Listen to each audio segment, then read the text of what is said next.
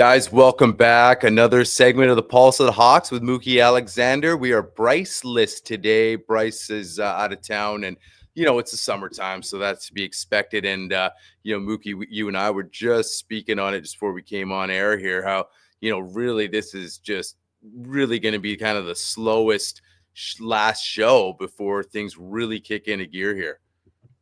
Yeah, Bryce is out of town. I just got back in town Nice. a week ago, so. But yeah, we're almost there, everybody. We've almost made it through an NFL offseason. The fun times are about to be back in town again. So just hang on there. Just be patient. It's going to come soon. Just hang in there, guys. In the meantime, flood the comment section. Get your comments in, questions for Mookie. We're going to be rolling Q&As throughout this show. It's not going to be a long one, but we're going to touch on a couple things. Second round picks are all of a sudden an issue. So we're going to touch on that kind of off-season grades, probably talk a little quarterbacks. But again, guys, we want to go Q&A heavy. So we're going to get into all that on the other side. So y'all can sit here and ask me all the questions y'all want to. Don't you ever talk about me. Yeah, let's go. It's go time, baby. Here comes Gino. Steps up. Takes that shot to the end zone. It is Metcalf. I'm just about that action, boss. You about to go get it. You just like to do it. That's what it is. Off me. Nobody in the world can do it. Are you kidding me? Trying to do that. Pass is caught back in. Jackson Smith is Jigba. The circus music rolls in. Throws it forward. Oh my goodness, he caught it. This is the Hawk Zone Rundown with your hosts, Ryan and Bryce. Guys, welcome back to the Hawk Zone, Pulse of the Hawks bi-weekly segment. Guys, make sure you haven't done so yet. Go down, subscribe to the channel, like the videos, share the videos, comment on the videos. And again, guys, we are part of the fieldgoals.com. So make sure you go over there as well and find us and all the great content and writing that's going on over there. So Mookie, let's get right into it, man. We're talking off season and we're talking about, guys that haven't signed yet. Now, all of a sudden, second round picks are a thing. Jaden Higgins for the Texans, all of a sudden, they give him that fully guaranteed rookie deal. Never, seen. They sort of set the bar now, and now we got a couple of guys, a couple of second rounders that we're really high on, Nick Emanwari and Aurora. So kind of explain how that sort of going to come into play now for the rest of the teams, especially the Hawks, and kind of what it was like before, just to give people an idea with second round picks. Yeah, this is going to be interesting because we're live on Monday night, and Tuesday is when the Seahawks rookies report to camp. They got to go earlier than the vets. They got to go earlier than everybody else. So we've had 11. We had 11 draft picks, and there are only 2 that haven't signed yet, and it's Nick Emanwari and Elijah Arroyo. So not coincidentally, those 2 are second round picks. And we're at a standstill right now. It's not just the Seahawks. There are 30 unsigned second round picks. And the only 2 who have signed are, as Ryan mentioned, Jaden Higgins from the Houston Texans and Carson Schlesinger, the linebacker with the Cleveland Browns. And the thing that those 2 have in common, they both got fully guaranteed contracts, something that had previously never happened for second round picks. Pretty much standard these days for first round picks to get fully guaranteed contracts. But second rounders, without that 5th-year option, that's a totally different story. So Houston set the trend early, or they broke from tradition early, and then Cleveland followed suit. So Higgins, first one to get fully guaranteed money. And of course, when you're talking about second round picks and later, not nearly the type of money that even the first rounders are getting. It's the rookie wage scale. So you're not negotiating any extra dollars. You're just negotiating, hey, is this all going to be fully guaranteed? So for example, I don't think Zach Charbonnet's last 2 seasons are fully guaranteed, counting this one and the year after. But for Higgins, all 4 years guaranteed. And we're all waiting to see who is going to make the next move. And that could be the Seahawks, because Higgins was 33, Schlesinger 34. It was 35, Nick Emanwari. So if Emanwari signs and it's fully guaranteed, then it'll be interesting to see if other teams start to follow suit, or it ends up not being guaranteed and they do something else with a signing bonus or whatever. And we start to see all of the other teams start to make their moves. Another thing to note is there was one quarterback taken in the second round. That was Tyler Shuck, Right. for the New Orleans Saints at pick 40. And quarterback contracts, of course, we're always paying close attention to whether they're rookies or they're veterans. So if Shuck signs a fully guaranteed deal, then we might get some movement pretty soon. Now, it would be pretty silly if we have 30 holdouts and entering training camp. So we're going to get a resolution pretty soon. But we know we have one, and that's Trey Harris from the Los Angeles Chargers. He was pick number 55, wide receiver out of Ole Miss. And their camp is a little bit sooner than others because they play in the Hall of Fame game along with the Detroit Lions. And Harris is holding out. Could be a pretty short holdout. I expect it to be. But as other teams start to have their rookies report to camp, sooner rather than later, we better find out what direction the NFL is going to go in. Are they going to follow Cleveland and Houston, or are these teams like, no, we can't have it so that all the second rounders also get fully guaranteed contracts? Yeah, the Tyler Shook thing. I mean, I feel like he's got a lot of leverage now, especially like you said, being a quarterback. And we look at contracts, and now with the two guys you mentioned that were picked ahead of him and Maury, they got theirs fully guaranteed.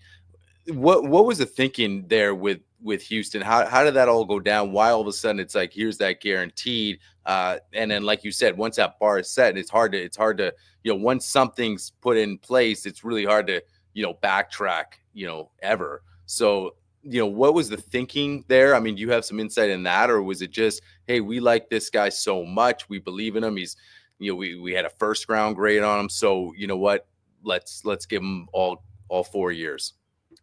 Yeah, I'm not sure about the process behind that, but I will say difference between pick 32 and 33 is one goes in the first round and gets the 5th-year option and get a fully guaranteed deal, and the other one is the first pick of the second round.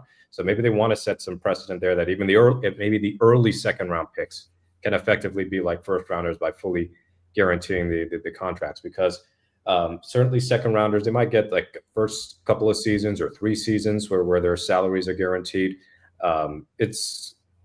We're in an era of the NFL and the CBA where there's not a lot of wiggle room for negotiating when it comes to draft picks. Now, before 2011, we had quite a few big time holdouts over the years as far as not signing contracts with their NFL teams. But when the salaries are pretty much locked in place, it's a matter of the guarantees and the bonuses. And we didn't have quite the same thing, but a couple of years ago, Devin Witherspoon had a holdout over the signing bonus, but it wasn't the amount on the signing bonus as much as it was how it gets doled out over time. And Seattle also made an unprecedented move too at the second round level. And I think it had to do with Derek Hall's signing bonus. Right. Yeah. So yeah, this is now the next level as far as now we're fully guaranteed. And again, we're not breaking the bank here when we're talking about second round picks, especially when there's no giant 5th-year option that can balloon your salary to 8 figures. So we know that the NFL is certainly in the headlines lately, them and the PA over possible collusion, but with contracts at a much higher scale. But when it comes to second round picks, like this it is almost silly in a way. But maybe they don't want to see a slippery slope of, okay, if it's the second round picks are getting fully guaranteed deals, who's to stop a third rounder from getting a fully guaranteed deal? And that all just snowballs. But I think that would be, I think it would be a bit naive to assume that the NFL would go that route. But we'll find out soon. I'm not going to panic until it's time to panic as far as Amenwari and Arroyo, but I'd rather they be there for as many practices as possible. Yeah, I mean, I agree with that, and I think it will get done. I think the Hawks are so high on these two guys. I think the versatility we'll get into, but I think the versatility on both sides of the ball with these guys. You talk about, Amenwari and a possible kind of quote unquote chess piece for Mike McDonald, and just how exciting. Talk about his physical nature and like the Cam Chancellor comparisons, but just where a guy like Mike McDonald you get excited about too with a player like this. So I really feel like getting these guys, I agree, getting them in the building as early as you can, get this out of the way, so we can figure out exactly how we're gonna utilize these guys, right? Especially Arroyo on the offensive side of the ball, Kubiak, right?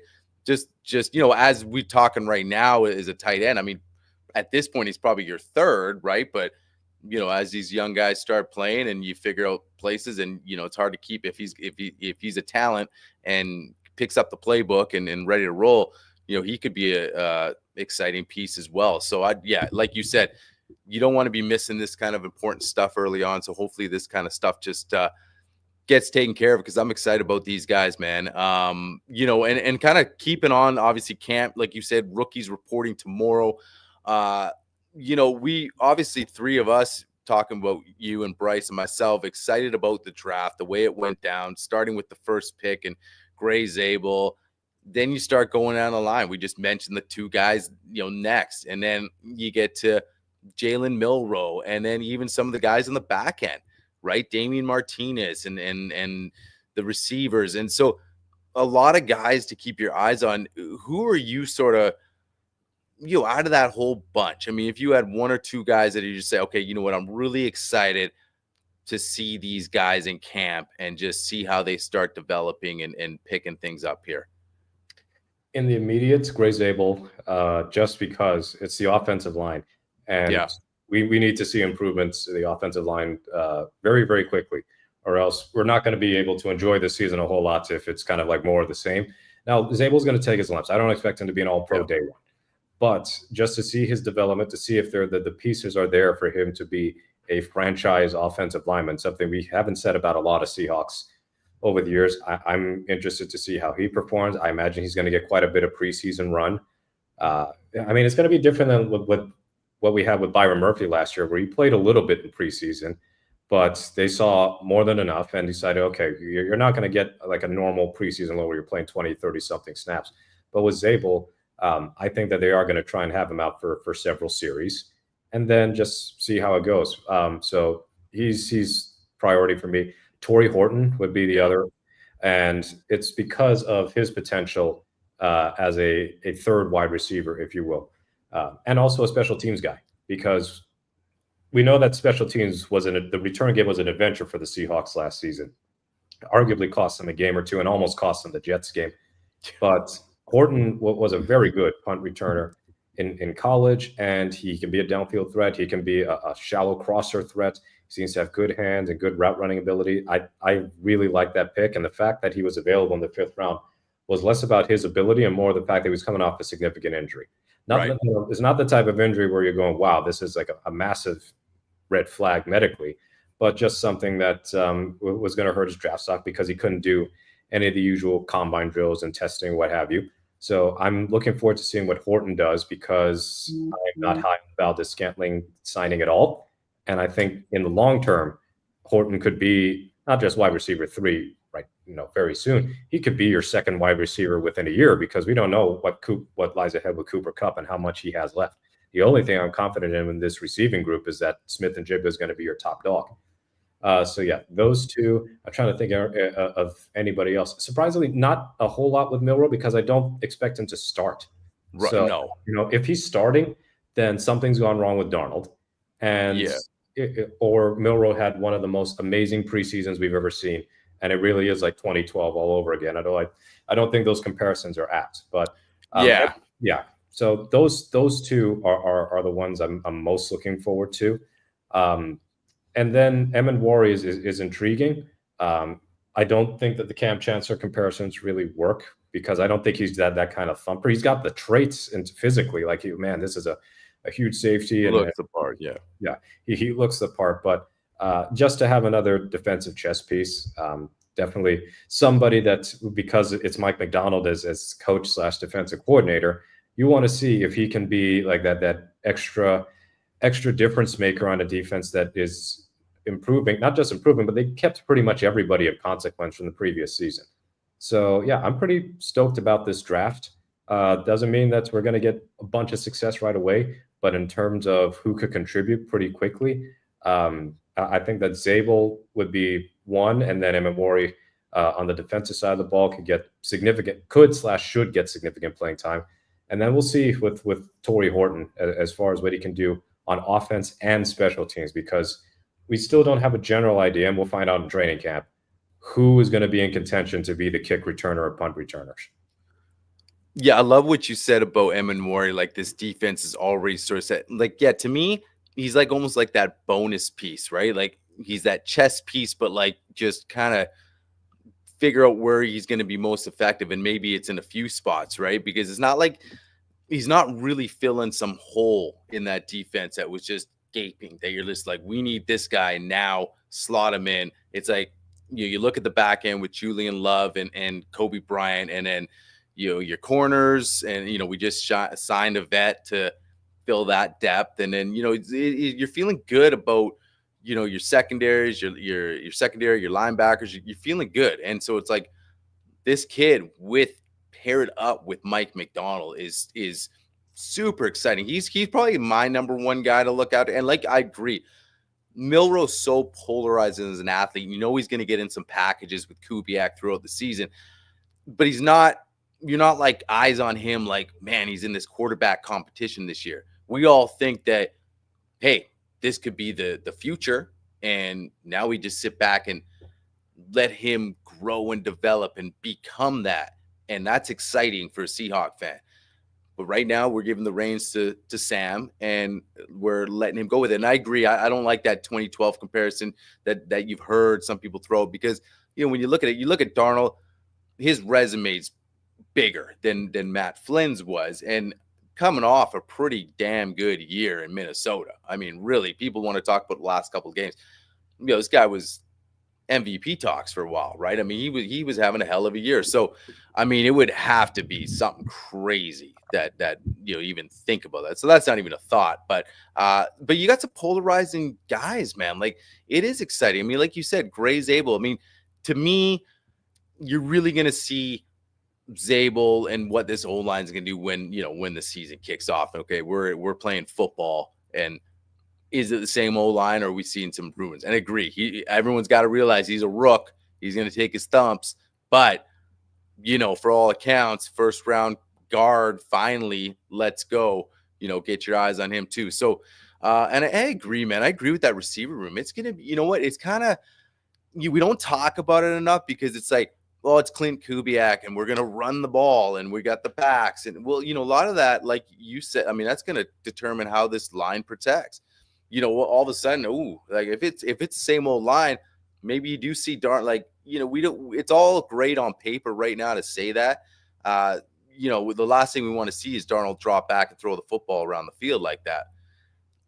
But our receiving room, it's interesting because it's a mix. But is JSN? Can he be now alpha number one? That.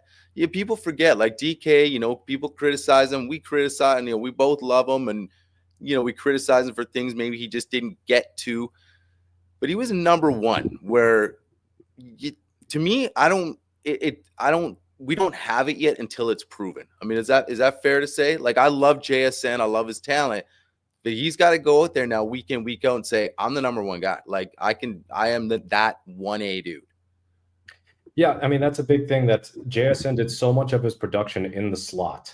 Right. And look, you can still be an elite receiver. And look at Amon-Ra over in Detroit. Yeah. But with Smith and Jigba, you're eventually going to have to make some plays as an outside receiver.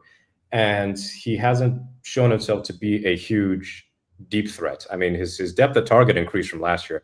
But to me, he's still excellent in smaller spaces, shorter spaces, that 5 to 10 yard range. And then at an intermediate level, we saw some of his effectiveness. But as far as that straight downfield ability, I don't think he's been great at getting separation there. But occasionally we can see him have that success, like in the Rams game, not the second one, but the first game, where he just went off. So if the line protects, maybe we'll get to see Smith and Jigba have some more deep shots. I remember he had a deep shot in preseason that unfortunately got him hurt, was in the as a rookie. So I don't think it isn't there. It's just that I don't expect him to have that same success as Metcalf at his best. So this is going to be a big test for Smith and Jigba, because he's going to get his fair share of targets again. He had 132 targets last season, and he only had a couple of games where Metcalf wasn't on the field. Right. Well, now I would say that Cooper Kupp does certain things better than DK, but if Kupp has injury problems again, or he's a step slow, then I think it totally changes the offense, because now who's going to be able to separate? Yeah. And if your answer is MVS, that's the good news. Okay, he's got the ability to separate. The bad news is he doesn't have great hands. Yeah. Got a pretty significant history of dropping passes. So And he's limited otherwise as far as his route tree. But yeah, I'm very intrigued by this receiving group and what can happen. Less about what JSN and Cup can do, and more about 3 and down, and that includes if Ricky White can make a dent, because Ricky White as a special teams guy, he is outstanding to me. Like I would absolutely go out of my way to have him on the roster just because he can block punts. I don't think he's much of a returner, but just having special teams value is crucial. But he's also shown pretty significant talent as a wide receiver at UNLV. So they're going to be a lot of spots up for grabs, or at least playing time up for grabs, from 3 all the way down to 5 or 6. And the question is, are they going to keep 5 receivers, or are they going to keep 6 receivers? I mean, how many are they going to keep, given what they intend to do and the high likelihood that they might run a lot of 2 receiver sets, as opposed to Ryan Grubb having 4 receivers or 5 receivers out on the field at a pretty high rate. So yeah, I'm much more interested in what happens on offense. Yeah. And into preseason than I am on defense, because I've seen a lot of what to expect on defense. I just want to see improvement from the younger guys, and then see what Emma Warry has to offer.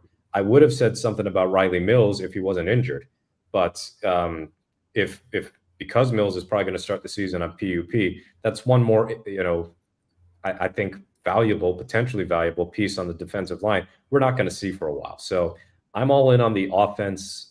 Watching it, not saying they're going to be top 5, top 10 or anything, just all in on the development of the offense, because to me that makes or breaks the season. I expect the defense to be good, if not great. At the very least, they should be as good as they were last year, with the expectation that they could be even better. But the offense, total wild card. I don't expect everything to be seamless when you're turning over this many people at key position, at quarterback, new wide receiver. 2 of your top 3 receivers from last year are gone. And then who knows what happens at tight end, whether Noah Fant stays as a top tight end, or if there is trade value for him somehow still this late in the offseason. And then on the offensive line, you got your left guard. So you got a new left guard. Maybe you have a new center if they decide Oluwatimi still can't win the starting job. Don't know what happens at right guard, whether it's Bradford again, if Christian Haynes wins, or if one of the rookies like Cable Dew wins, or if Josh Jones suddenly enters the starting lineup. So a lot of question marks on offense, not in a doom and gloom way, but more of a, man, if all these things work out, it's going to be awesome. But we got to find out what's going on. And before, Ryan, I turn this over to you. Congrats to the Big Dumper for winning the home run derby. Nice. Yeah. Good stuff, man. Hey, I agree with the offense. Like, it's one of those things, like, it's we talk about last year. You talk about how it was so bad, and there was no real identity. You talk about, when you look back, you're like, hey, he's going to get DK involved, and he was getting DK involved early, and then we went away from him, and then we didn't run the football, and it was just so disorganized, no identity. So you look back on that and you say, okay, well, you lost your top. Well, Tyler was on the other side of his career, but the identity of Lockett being there in every single day for the last 10 years, and then DK, right, your number 1, and now, but how bad that offense really was, and a part of that was your line and Ryan Grubb. But yeah, now you have all these question marks. It could go either way, and you got Clint Kubiak, so a completely different offense with almost completely different players across the board. Because even with JSN, like I just mentioned, he is now a different role. Like he'll play a lot out of the slot, but again, being that number 1, having that number 1 label now attached to you, it's not everyone can pull it off, right? Because you're going to go against different DBs. They're going to have certain players that DK warranted before. Now, I understand people are going to bring up, hey, he played 2 games without DK, but we're talking about, you're going into the season, you're knowing you got to be the man. And I'm not saying he can't, but again, there's just another unknown, and we got to watch that. That's going to be exciting to watch at camp. Darnold's going to be exciting to watch. He's coming off a year where he balled out the whole year, and then at the end he fell off. And that's, what have you done for me lately, right? People always remember the last thing you did. And so that's hanging over his head. He's almost got to come in and prove it again. If he finished off the year, if he, they had a bit of a playoff run. He won a game, and then they played a close game, and he balled, and they lost. Yeah, maybe he's still in Minnesota, but at the same time, I don't think there's as many question marks. I think people are like, because they're reverting to the old Sam, of course, the New York Jet Sam, and everybody, he turns into a pumpkin kind of thing. And I think, so again, he's sort of prove it again, right? Here we go. What's Sam going to do? I think a lot of people think he's going to fail. He's got to prove it. What's our running back situation going to be like? How is Clint going to get these guys involved? Is he just going to run Ken, or what's the split going to look like? Then you got Damian Martinez that, I know he was a late 7th rounder, but we had a 7th rounder in here way back in the day. One of my favorite running backs to ever suit up for the Seahawks, Chris Carson, so, and this guy's a bruiser. He runs a certain style. And then you got Kenny Mack that I've been high on since they grabbed him and dying for him to get on the field. And, so who's the odd man out there? George Halani's there too, but so there's just so many things to be excited about. Touch on the running back room, guys, real quick. I know that there's a lot of people on the stream here. Fill up the comment sections. We're going to jump into Q&As. It's not going to be a long one today, guys, but get your Q&As because we will get to them. Just flood it. Ask away. What are you guys excited about? What do you guys want to see the most at camp, or what are you most intrigued in? But Mookie, touching on the backs right now, what's your thoughts on the running back situation? Ken's on a contract year, right? Extension possible. Obviously he's playing for a contract, but how do you see that room playing out? What are you interested to see? Obviously going into camp. How many do you think they'll carry? When it's all said and done. Yeah, the running back position is always a hot button topic for Seahawks fans because, well, we might have taken Marshawn's health for granted up until he had the hernia thing or whatever it was in 2015. For him to not miss a game from 2012 to 2014 with his running style was really insane. It is one of the most I think impressive things about Marshawn Lynch was his durability, given he's just running over people and taking on all kinds of contact because, let's face it, there were absolutely a lot of plays where the offensive line believed blocking was optional, and he had to take on 3 dudes 2 yards in the backfield. And ever since Marshawn left, it's been a revolving door at this position in terms of health. We love Chris Carson, but broke his ankle in 2017, and then he had season-ending injury in 2019, and then a career-ending injury not too long after that in 2021. And it really sucks because Chris Carson ruled. But now we're kind of going through this again because Kenneth Walker really excited us in 2022. And he ended up missing. He missed a couple of games here and there. And then last year, he missed several games with multiple injuries, different types of injuries. So he enters a contract year as a presumptive starter. But if you look at the advanced stats, and this will go up in an article on Tuesday, but Charbonnet actually outperformed Walker statistically. He was a more efficient back. Both of them were pretty ineffective in the outside zone schemes that Grubb and Huff were running, but maybe things will be different with this outside zone and more zone blocking with Kubiak and Benton. That remains to be seen, but whatever the case, it's a prove-it year for Walker. One, prove he can stay healthy. I know he's not getting injured on purpose, but if he gets hurt again and he has to miss any meaningful time, then there's no way you can really justify an extension because it's just running back careers are short. And if you're getting injured every year, then it's time to have that tough talk. But it stings because he's got that game-breaking speed at his best. And we didn't see a lot of it last year. Even when he had holds, he was getting ankle tackled. He didn't have a run longer than 20-something yards, I believe, all season. The only time we really saw him flash like vintage canine for a game was that Detroit game. And it took Grubb 2.5 quarters for him to realize that he has Walker and he can use him as space. But Walker is that guy in the open field that if he's got a step on you, he's probably gone. So Charbonnet, though, I gotta eat some crow because I wasn't particularly impressed with Charbonnet. I liked the pick initially, and then the first year, like, okay, there's some good things. I remember when he ran over that dude from Carolina. Charbonnet trucks a man, as Ian Eagle said. But those first few games in his second season, other than like the touchdown against Denver, it felt like he was running into a brick wall. He wasn't following his blockers well. It didn't look like there was anything spectacular. But then he really started to turn it up the last few games of the year.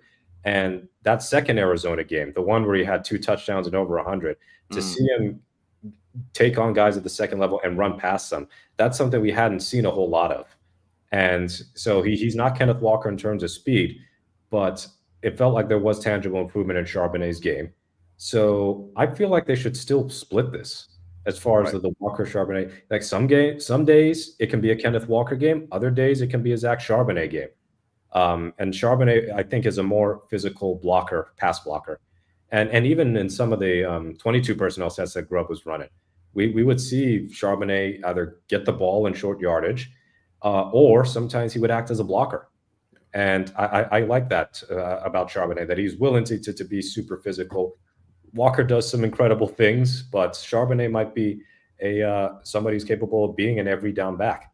Now, the other running backs, Kenny Mack, he's fighting for a roster spot, if we're being honest. And I don't think he's really done anything wrong. He got hurt his first year, and he could hardly – of course, you're playing catch-up when that happens. And then last year, it took him forever to even get a touch, even when he was active. Now, one thing he has an advantage of over everybody else in the depth chart is that he has special teams experience as far as being a kick returner. So he could stay on the roster just because he can be a kick returning option. But in the few touches he did have, like the Chicago game, he had a couple of good runs. He plays faster than whatever his 40 time was. Yeah. So maybe there's just some things that the coaching staff isn't too thrilled about. I don't know if he's missing pass protection reads or not reading blocks correctly, but the few touches we've seen out of McIntosh, there's been some good things that made him look like a 7th-round steal. And now you got a potential other 7th-round steal in Damian Martinez, who has a special quality to him as far as just plow forward. He's not going to be anything fancy. He is like your throwback meat and potatoes running back. No, he's not Christian McCaffrey. He's not going to be a dual threat in the passing game and as a runner.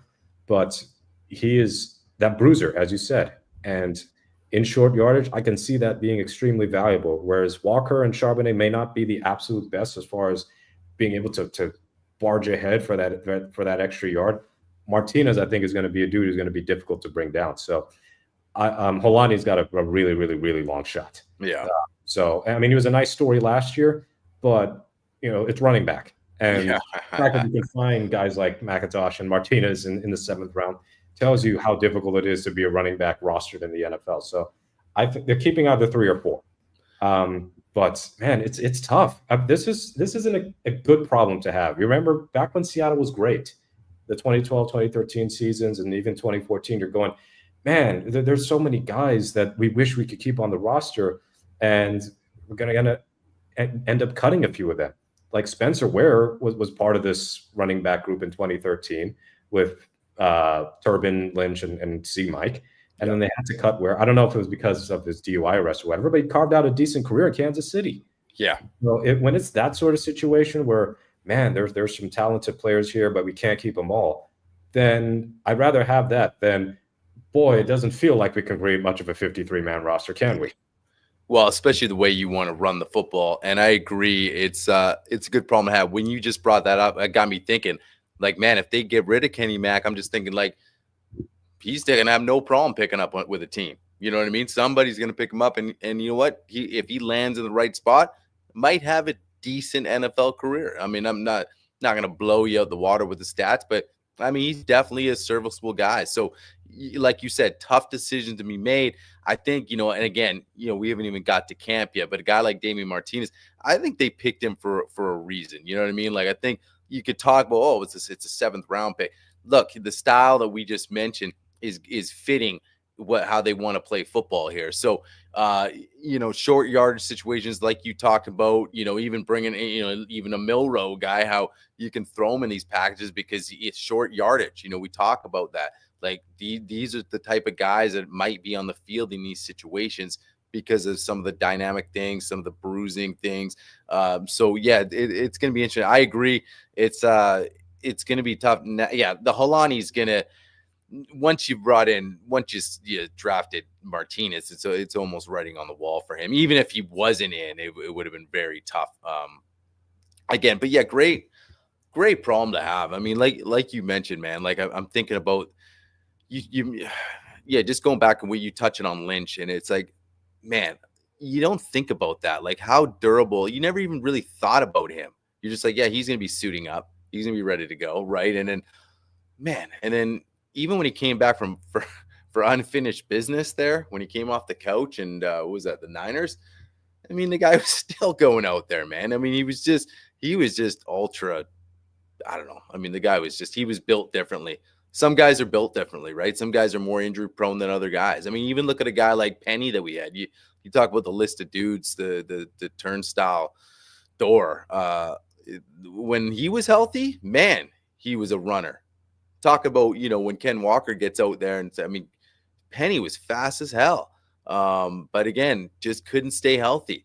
I mean, that would have been a nice little 1-2 punch with Carson and Penny. If both those guys could stay healthy, man. But yeah, now you're looking at it now, and we're getting some depth back with the running back situation. It's good to see. I just Eddie Lacy comes to mind with the guy we're trying to find, man, and it's yeah, it's just bad. I'm just looking talking about getting a few Q&As, not too much, guys, but guys, we're gonna be here for a few minutes and get any questions you got here. Ian Victor coming in on the comments. I say there would carry 4 running backs due to our history and track record of our running backs getting hurt, and a fullback. I mean, that's something we didn't talk about either, right? We didn't mention the fullbacks.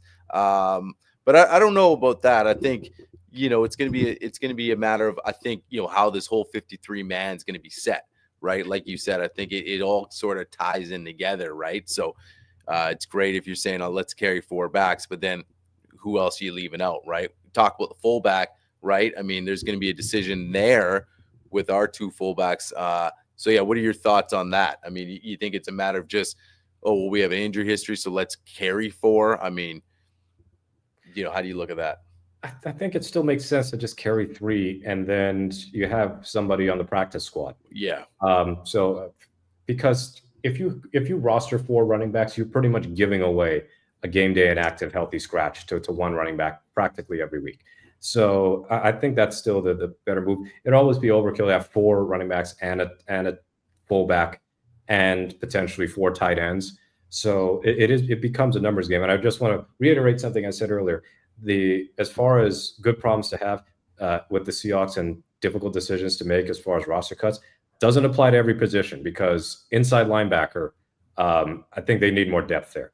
Yeah. But pretty much every other position is like, wow, it's going to be some tough cuts to make. But I think that they're going to end up keeping 3 backs, a fullback. There's nobody ever keeps 2 fullbacks. And then tight end could quietly be 3 tight ends. I mean, Kubiak last year only kept 3 tight ends. Not like he was the GM or anything, but the Saints kept 3 tight ends. Juwan Johnson, Foster Moreau, and I forgot the 3rd guy. So if you go 3-1-3, then it opens up a spot at a position where they're probably going to be there might be a greater need, whether it's an extra receiver or an extra offensive lineman, because they kept 10 linemen last year. They hadn't done that. Yeah. So I think that's the 3rd spot is down to Kenny Mack and Martinez, and that's going to be a camp battle that I'm going to be watching pretty closely, because last year was between Kenny Mack and Holani. And Kenny Mack, I think, pretty clearly stated his case. Yeah. But this time around, different style, because Holani, he has a little bit of bruiser in him too, but Martinez is much more accomplished in college. And I think he fits kind of what McDonald wants in a running back, especially when you're around guys like Harbaugh's John and Jim. They always have that kind of punishing, bruising running back, that the physical style that can really impact a defense. So yeah, I definitely think that I understand Ian's point about maybe carrying 4 running backs, but I would be surprised if they did keep 4. Yeah, I agree with that. I would be surprised too. And I think, I think, not touching on it too much longer, but to me now, I feel like Kenny Mack's on the outside looking in. If they keep 3, that's just my gut feeling, just the style they want to play. And even though I like Kenny Mack, it it's weird to me that it always felt like it was a battle just to get on the field and get a touch for him. And I agree with your point with the special teams. I mean, if they decide, okay, he brings that extra element and we don't really have that, kick return, punt return guy that, we'll say, we'll keep him on the roster for that kind of stuff. So, that is a possibility, right? We don't know, but yeah, man, overall, I'm super excited. I mean, I think it's just a matter of, getting on the field, playing some ball, and let's get a couple more here though. Here's Brendan Myers jumping in. Which player do you expect to be the most improved from last year on each side of the ball? So I guess he's talking about guys that were on the roster, I guess. I mean, you look at the defense, like you touched on, Mookie, pretty much the same. And then you bring in guys like Emanwari. So quickly on the D, I guess if you look at that, we got a majority of the guys back. Who do you expect to be most improved? Who are you looking at? Yeah, that's an interesting question on offense because of how many people they lost. Yeah. So like if Smith and Jigba gets any more improved, then we're talking about him as a top 5 receiver. Yeah. But I mean, I'm thinking offensive line. Like, does Christian Haynes look demonstrably better in year 2 in a more familiar scheme than he did in year 1, where he not only lost out to Bradford, he lost out to LeMay, evidently. LeMay was getting healthy scratches all season. And then when Bradford goes down, they say, LeMay, you're next up, instead of Haynes, who was splitting time with Bradford for a bit. So either right guard or center for me. So that means like Oluwatimi could take a step up. Or even Jalen Sundell, just to the fact that he got a handful of snaps last year, either as an auxiliary fullback or as an extra offensive lineman. I mean, he did some center snaps when Oluwatimi went down in the Green Bay game, but I'd still keep an eye on Sundell. I know Dan Viens was somebody who spotted him like right away when we were all at the Lumen Field practice last year. So I think it's going to be on the offensive line to see, is it going to be one of Haynes, Oluwatimi, or Sundell that makes that jump? And if I were to rank it, Oluwatimi first, because I think he's got the best shot to start, and then Haynes, and then Sundell. Defensively, I think, and this is kind of almost a cop-out answer, but Byron Murphy. Yeah, you want your first-round pick to show significant improvement. So the production wasn't there in terms of just the raw stats, but when you're talking about interior defensive line, we're talking about defensive tackles especially, the stats very rarely tell the whole story. So we definitely had some disruptive moments and some good run stuffs and everything, but he had a half sack. Could have had another sack if not for an ill-timed face mask against Minnesota that kind of changed that game. But I think that with the way that they've retooled this defensive line and the addition of DeMarcus Lawrence, I can see them moving Murphy around a little bit more and getting him into more pass rushing situations too, where he can get after the quarterback instead of just being that dude who's really constantly lined up over center. And then I can see Murphy upping his sack count for sure, and maybe upping his run stuffs as well. Yeah, I mean, for me, I'd love to sit here and just say reek, you know what I mean? Because that means that you just got a stud making all the right decisions and all the right moves, because we know the talent's there, we know the physical talent's there, and but where's the headspace? And that's something where I don't know. Like I wouldn't be able to put money on that and say, yeah, Reese the guy. I think he's got the talent, but now it's going to be it's going to be interesting to watch him to see if he cleans that up this year. And like, okay, he's got a different headspace. He's not making the mental errors, and he's ready to ball, and he's all in. And it's a contract year, right? So extra motivation, because they ain't handing out an extension to him right now. So it's like you're playing for that. There's a lot of extra motivation there for him. But I will say on the defense, my biggest improvement that I expect is Chenna. Kind of that unforgotten guy, forgotten dude, because he has been on the shelf. Now he's got to be healthy, but if he's healthy, right there, he's improved, and he's going to be that difference maker that we need on that front. So Chenna's my guy. I mean, look out for that. I mean, I expect him to be ready, healthy, and there, right there alone, there's your most improved guy, right? Because a lot of guys, I mean, how much better can Julian Love be? How much better? You know what I mean? Like, he was the top 10 safety. Like this is we got some good ball players here. So it's a question that, now on the offense side of the ball, who do I expect? I mean, that's a tough one. But like you said, the center battle is interesting. I do like Sundell. But who do I expect is a tough one, because you bring up Haynes and it's like, I don't know if I expect it. It'll be, again, all eyes on him to see, how he shows up to camp. Is he that different player? But it's hard because, I mean, we got such a turnover, right? So if you're talking about last year's roster, like, it almost doesn't even exist anymore, right? So you talk about, I guess, like you said, Sharp statistically had a great year too. So again, if he has even a better year, I mean, he's that's pretty good. So that's a tough question on offense. I don't even know if I can call that, man. I mean, maybe Ken Walker, but yeah, a lot of this has to do with health. So for me, it's even a tough one. I think it's just more, like you said, guys to watch out for. Who's going to step up and take on that role of who's winning the center spot, who's winning the other guard. Is it Haynes? Is it Bradford? Is it, Sundell or Olu at center? So yeah, it's gonna be awesome, man. Let's see if we got any more. We got a couple more minutes here. Here is another one from ours. I'm gonna say Tyrese Knight and AJ Barner. Okay. Yeah, Barner. I mean, we talked tight ends. I mean, kind of the forgotten one with Noah Fant, because we all thought maybe he was going to get traded. He's still here. And then Barner had a great rookie year, man. What's your thoughts on Tyrese Knight? Showed a lot of promise, especially when Ernest Jones came in that building. Yeah, I didn't think about the Tyrese Knight answer. I think that was a pretty good one, Brendan. Good one. Yeah, he got targeted quite a bit, and that's not to be a negative thing, but in the football FTN football almanac written by Aaron Schatz and a host of others from over at FTN Fantasy, for linebackers who I believe played at least 10 games, or at least at whatever stat it was. I would have to pull it up, but he got targeted a lot, and he was one of the most targeted linebackers, but he held his own. Like he wasn't just a total liability out there.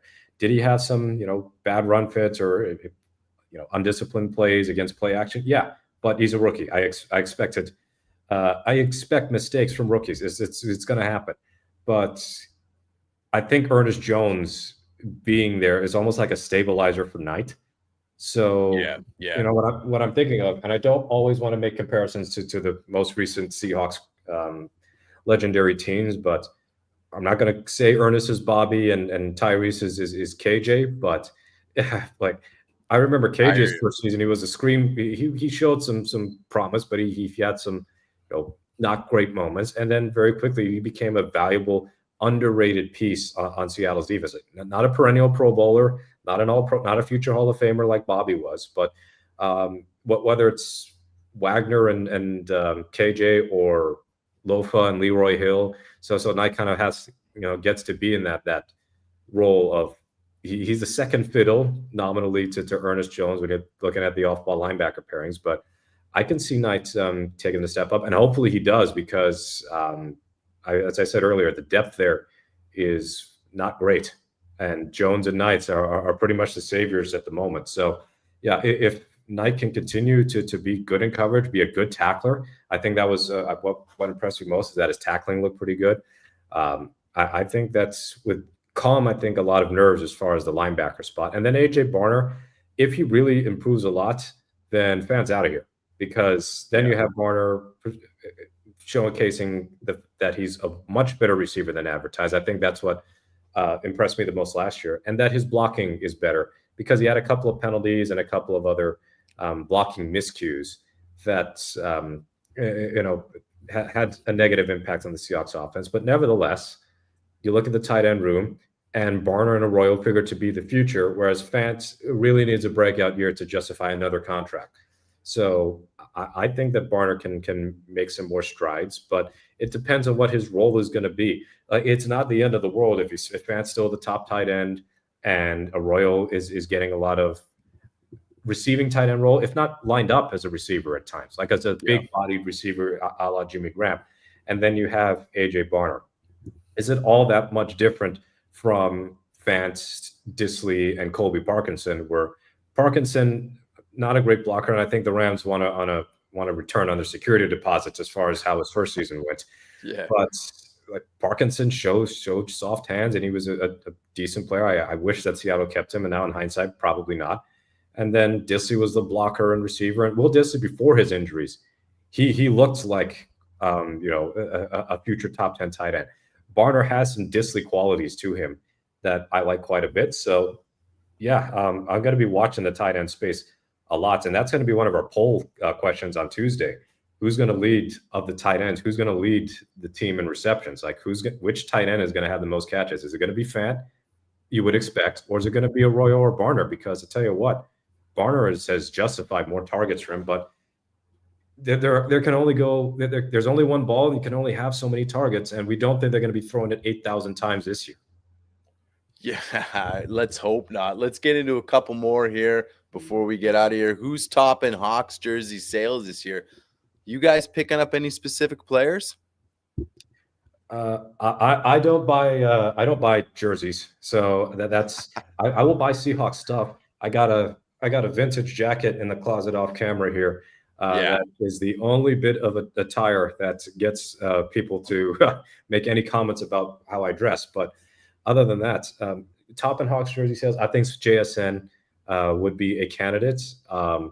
Gray Zabel, just because of the stash and just his whole personality. If he's that good, we're about to see an offensive lineman get super popular. What about the cup sales, man? I think those might fly too. Yeah, especially you get those Eastern Washington Seahawks fans. Yeah, you know that they're gonna they wouldn't be caught dead buying a Cooper Kupp Rams uniform all those years because of how much he killed us. But now that he's with Seattle, then it's a totally different story. But I would think those if Donald wasn't the quarterback and Milroe was gunning for QB1, then maybe I think Milroe jerseys could potentially take off if he impressed. But JSN and who did I say? JSN and Zabel would be two. And I don't discount Big Cat. Like the way Leonard Williams is playing, I think that Leonard Williams is going to be like a Hawk favorite for as long as he's here. For sure. I'm not a big jersey guy either, man. You see me rock a few of the starter jackets on the show. I'm a big starter guy, and I do have some Hawks, obviously hats and jackets, but I've never been a big jersey guy. I just, the biggest thing for me is the fit. It's just you almost got to throw them over a hoodie. They just, unless you get them really tailored and fitted, I just, because I can wear the other stuff away from the game, right? Like jersey, game. Other than that, I'm not really rocking the jersey around. So I'm really not a jersey. I do have a beast mode jersey though. I do have it. So beast mode's in the closet. Probably should wear it on a show. But yeah, for me, I agree, man. I think Cup, JSN's going to get some love. You're going to see some Milrose, but I think you're really going to see some Milrose maybe in, I don't know, 2026 too early? 2027 for sure. So, well, if it's 2026, that means Sam Darnold is not the quarterback anymore. That's probably Seattle didn't have a great season. So, yeah. So let's not hope. Let's hope 2027 we still make big playoff runs and then we hand the keys over. Mm-hmm. Yeah, for sure. Let's get a couple more here. Satin Seahawks, Satin Sonics jackets, must have. Agree. I got both those sitting in the closet. This is a big topic. Yeah, I think it'll be Milroe in a year or two. Yeah, let's see. Full disclosure. Let's get another one here. Let's get football related stuff. Trade Fant, make a play for Hendrickson. That was kind of a topic a few weeks back with the Hendrickson thing, but that kind of seems to quiet down a little bit. I mean, I don't know, man. I think for me, your take real quick on Fant, I think it's one of those things where he's just kind of that solid vet. You're not going to get much for him right now, and kind of see if the other guys kind of step up is kind of my thinking now. Yeah, he's unspectacular. He is thoroughly decent. And for a fan base that has been frustrated with middling, Fant is kind of like a middling tight end. Like he can give you some really good games and then some horrid games. But he's not the worst tight end in the league or anything. It's just that in hindsight, they probably shouldn't have given him that contract. Right. But is this like a two-step process, like trade Fant to some other team and make a play for Hendrickson? Because I for some reason, I don't think Cincinnati is going to go, hey, we're going to trade our all-pro pass rusher for Noah Fant and some draft picks. Like, I don't think that's going to be a thing. As far as whether or not they would trade for Hendrickson, like, I know this dude's 31 or 30 years old, but he's averaging 14 sacks a season over the last year. Oh my God. Yeah, no, he's a stud. Thanks to the last game of the year and getting to play Russ instead of Lamar Jackson like Myles Garrett did, he ended up winning the sack title. He had, 17 sacks on the year? So this dude is still phenomenal. But the problem with trading for Hendrickson is trade plus extension. And then what do you do thinking that is his game going to age well at age 33 or 34? So there's a lot at play here when it comes to acquiring Trey Hendrickson. Like, don't get me wrong, this dude is talented. He's a better pass rusher than anybody on the Seahawks roster right now. Yeah. But in 2 years, could Boye Mafe be as good a pass rusher as, or Derek Hall, be as good a pass rusher as Trey Hendrickson, or as good a pass rusher as some of the other top names in the league? I think that their pass rush is still very good.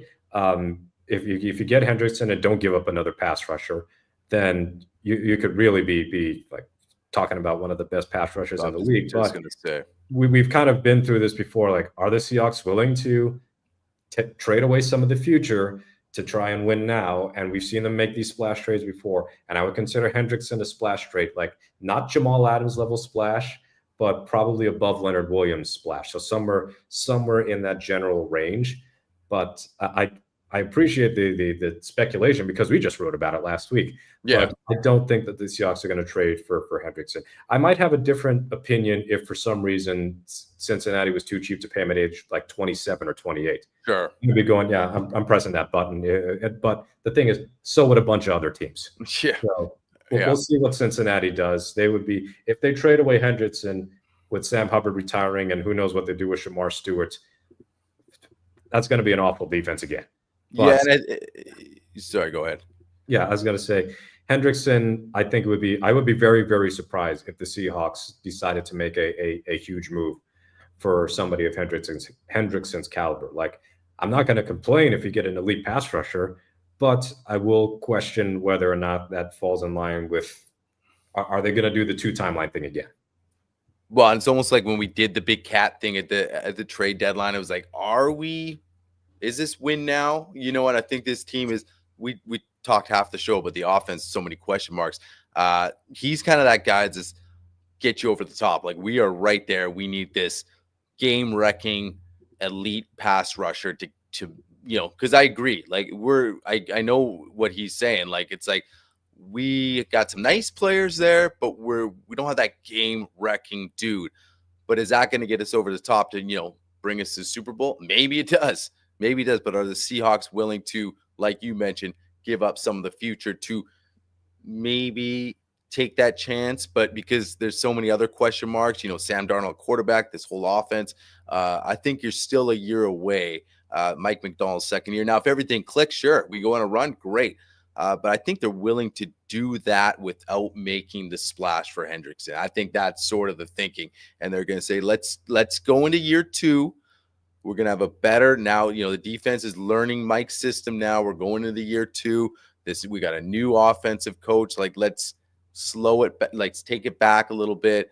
We're going to compete, but we have to be realistic where we are. So, I think there's a lot that goes into that. But yeah, like you said, if tomorrow they announce, hey, he's in the building, like, it's going to be an emergency pod and we're all going to be happy about it. So, but realistically, like you said, probably not going to happen. But yeah, man, this has been good. Pushing an hour here, guys. We appreciate everyone coming in on the chat. We are, like we said at the beginning of the show, this is our last kind of lull episode, right? And we still talked about a lot of stuff, a lot of good stuff coming in here, a lot of good comments. But it's getting down to business here really, really quick. So we're going to get really, really busy here. We got some really good guests coming on the show coming up too. You guys don't want to miss it. Some really good guests. Corbin Smith coming back on the show. Rob Staten coming back on, and just a few other really good guests. Some first-time guests coming on the show in the next couple of weeks too. So even though it's July, dog days of summer, we keep rolling along. And like we mentioned, camp's kicking off. So real quick before we get out of here, Mookie, what's coming up also on field goals over there? Well, first thing, because a couple of you said in the comments, it was it was a week and a half ago that my fro went. I got media credentials to cover a major track event down here in Oregon, so I wanted to clean up just a bit. But don't worry. By September, this is all going to grow back pretty quickly. As far as field goals is concerned, we're going to have a film breakdown on Leonard Williams' outstanding 2024 season. There's going to be a roundup of some of the key takeaways from that aforementioned FTN football almanac and some of the deep DVOA stuff and other advanced metrics pertaining to the Seahawks. I'm trying to think of some other things that are coming up pretty soon. But as far as this podcast, I won't give too much away. But the plan is for us to do a training camp related episode shortly after one of the practices, either August 1st or August 2nd, which means I will be up there. Bryce, I know, is going to be up there, and maybe you'll have some surprises potentially on the way. But tentatively, going to be at the Lumen Field practice, which is the Football Fan Fest, and at the Renton practice the day before that. So be on the lookout very soon as far as details on any training camp related episode there. But yeah, I'm stoked. I'm ready for football to be back. Like the moment that the calendar flips to July, I'm like, all right, it's time for football in my life again. Yeah, absolutely. So yeah, no, tons of stuff, jam-packed, guys. Make sure you go over, subscribe to the channel, and notification bell as well, so you know when all these things that we just mentioned are coming up. You won't miss them. That's it for us tonight. We're getting out of here. Go Hawks. Go Hawks.